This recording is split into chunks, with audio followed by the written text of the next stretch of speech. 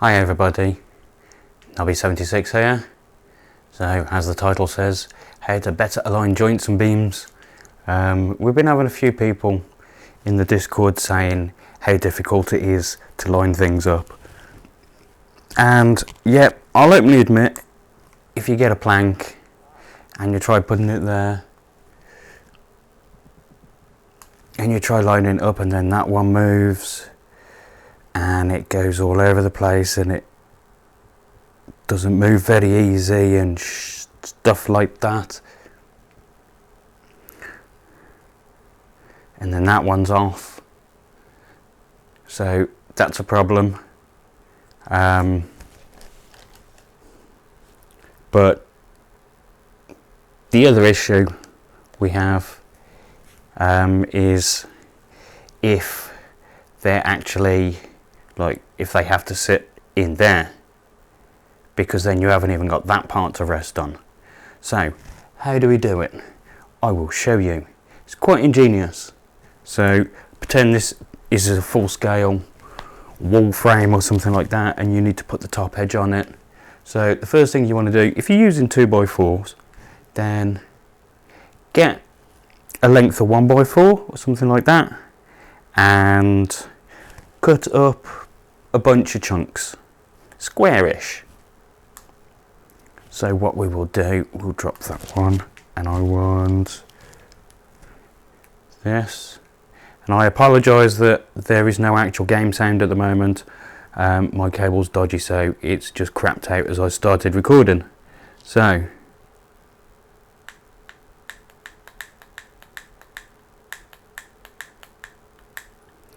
there we go. Lock into place. Yep, that's in. Right. Then get the hammer, wallop that in, and then take that off and drop that on the floor. Get that one. No, we actually want that again. Put that one against there. There we go. Get a nail. We'll put it in there. Okay, so that's that side done. And then all we need on the other side is one, which will go on the side. So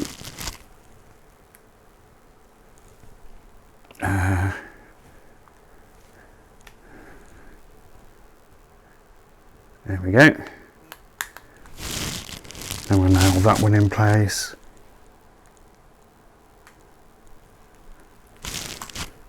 Oh, nearly fell over. So that goes in there. Right. And then all we do, we come along, we put that bit in there and shove it against there. Put that bit in there, shove it against there. Get the hammer, give it a bit of a nudge, give it a bit of a nudge.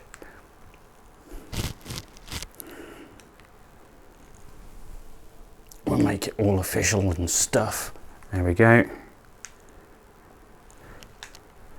Take that one off. Take that one off. Take that one off. There we go. Nice and square. So we'll take that off. Okay, put that back in the belt. Now it also works if you needed to mount it on the side, like that. All you would do is you get one piece of wood. No, don't want the hammer. And you'd place it against the top there.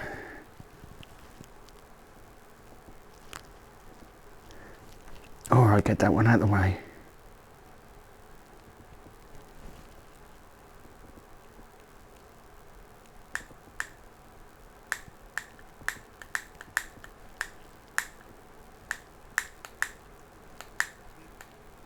There we go. It eventually went. Okay, I didn't want to do that, but and what you do is whack a nail in that one. Then get a second piece. Oh, no, don't want to do that. I'll pick that up. I'll do it on there.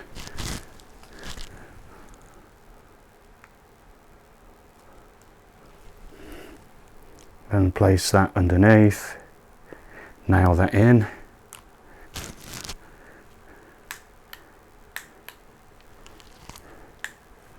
Take that one off. And do the same on the other side. And all you do is get your beam and you can drop it in and you got something to place it against, which is lovely. So that's great. Now what you do, if it's got to be in between the two beams, not on the beams, so it needs to be like that. Well, that's quite easy. So first of all, we'll make that beam be not big enough.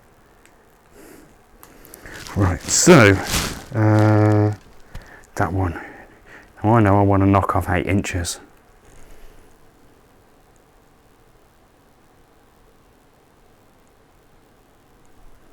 Because those two beams are 4 inches wide. I'm actually going to knock a tiny bit more than 9 inches, so it's a bit sloppy.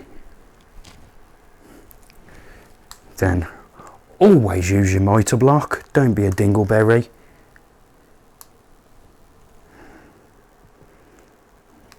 Actually, what you might want to do is get a piece of wood, 1 inch thick. Just drop it under there because the height of the mitre box can affect it. Right, so that's lovely. Get the saw, and because it's easier to nudge things with tools, do that and ensure that it is squared away. Come on. Okie dokie. Now that should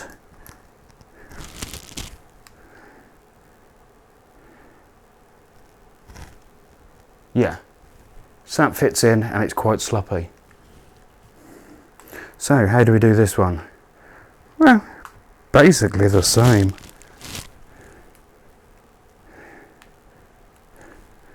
So we'll put one on the side, but you don't want it just there, you want it to stick out a bit as well. You want it above and in front of.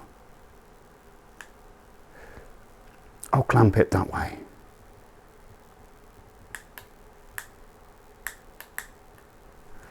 That'll work. It's square.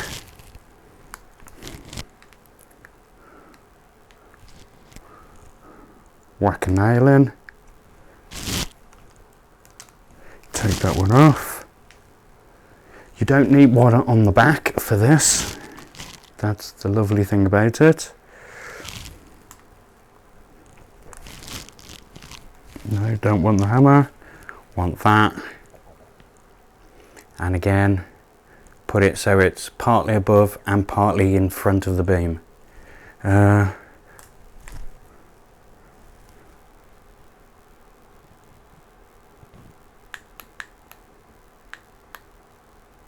No, don't be a gimp.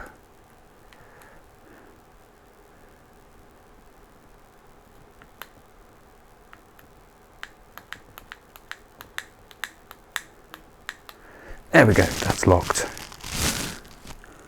Now that one in place.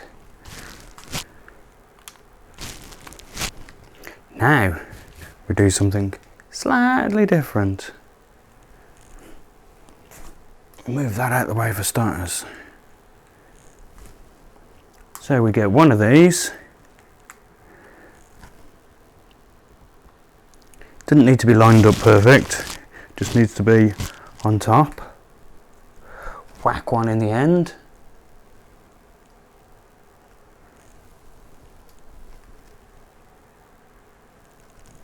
Do the same on over here.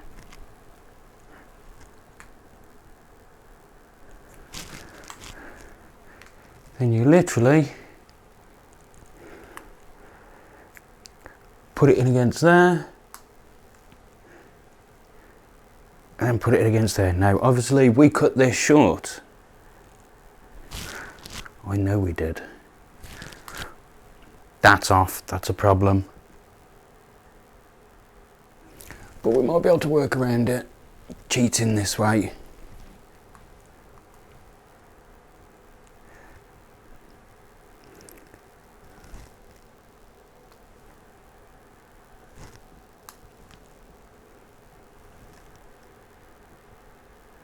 What we can do as an example for this is pull that back a little bit. Yeah, I wasn't paying attention. So we'll hook that one on there.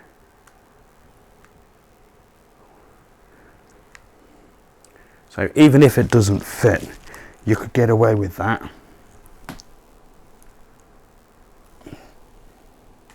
Now this is a very rushed example, but take that one off, take that one off, it's not even connected.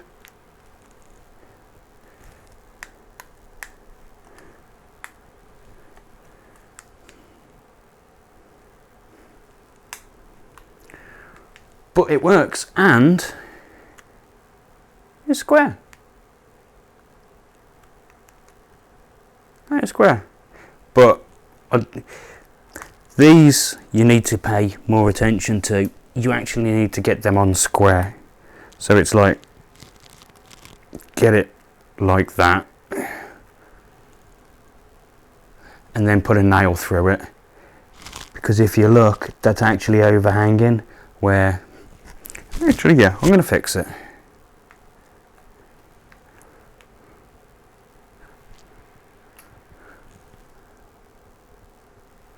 Because it annoyed me that it wasn't right. Oh, you cheeky little bugger.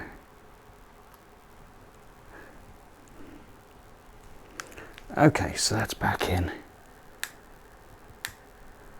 Pull that out.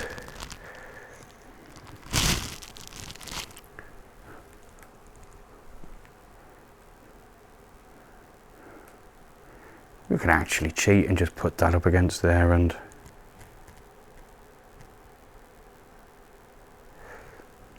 that'll work there.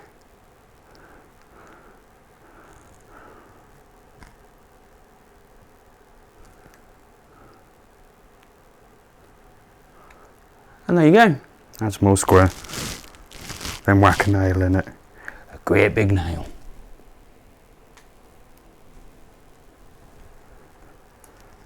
Now I actually saw that wood shift when I put a nail in that, but we'll see how it looks.